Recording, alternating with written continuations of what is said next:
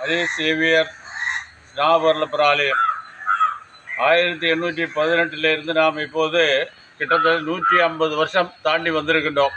67 பார்ப்போம். 1967 ஞாபகப்பர் ஆலயத்திலே மரியாயின் சேனை தொடங்கப்பட்டது. பட்ரோடில் இருந்து தோமையார் மலையில் உள்ள ஒரு பிரசீடியம், அந்த பிரசீடியம் இங்கே வந்து மரியாயின் சேனையை தொடங்கினார்கள். இப்போ கோயில் கட்டுகின்ற விவகாரத்தில் மும்முரமாக நடக்கின்றது. 10 இடங்களிலே கோயில் கட்டுகின்றார்களே, ஆலயத்திலே ஆள் இல்லையே, இது என்னதான் முடிவு அப்படி என்று யோசிக்கும் போது, இல்லை ஆளை அனுப்பியிருக்கின்றேன் என்ற ஒரு தகவல். ஆளை அனுப்பியிருக்கின்றேன் என்று சொன்னால் திரும்பி பார் அப்படின்னு சொல்கிறாங்க. பார்த்தால் கோட்டை தெரிகின்றது, மிலிட்ரி கோட்டை. அங்கே இப்போ யார் இருக்கின்றார் என்று பார்த்தால் பிரதேஷ் கோட்டை, பிரதேஷ் இருக்கின்றார்கள் அப்படின்னு சொல்லுகின்றார்கள். இங்கே இருக்கிற சுற்றி இருக்கிறவர். ஆனால் அங்கே இருக்கின்றது தந்தையர்களும் செமினாரி.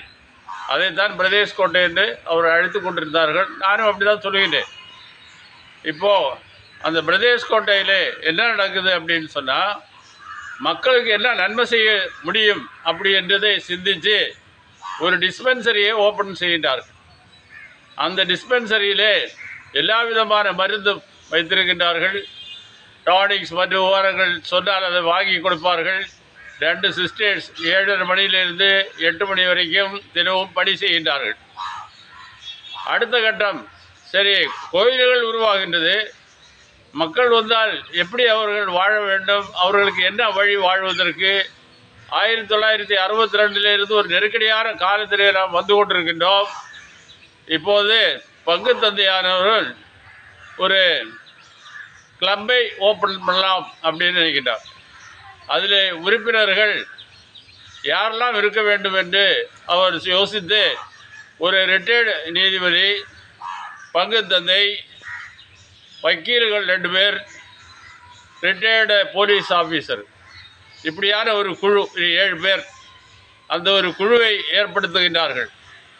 பங்கு தந்தை அந்த குழுவிலே என்ன ப்ரெசன்ட் பண்ணார் என்றால், இந்த இடத்துல வருகின்ற மக்களுக்கு, நம்மை தேடி வருகின்ற மக்களுக்கு வேலை வாய்ப்புகளை கொடுப்பதற்கு என்ன வழிகள் என்று நாம் ஆலோசித்து அவர்களுக்கு அந்த கைடன்ஸை கொடுப்போம் என்று ஒரு தீர்மானத்தை தொடர்ந்து செய்ய அவர்கள் ஆவணை செய்கின்றார்கள்.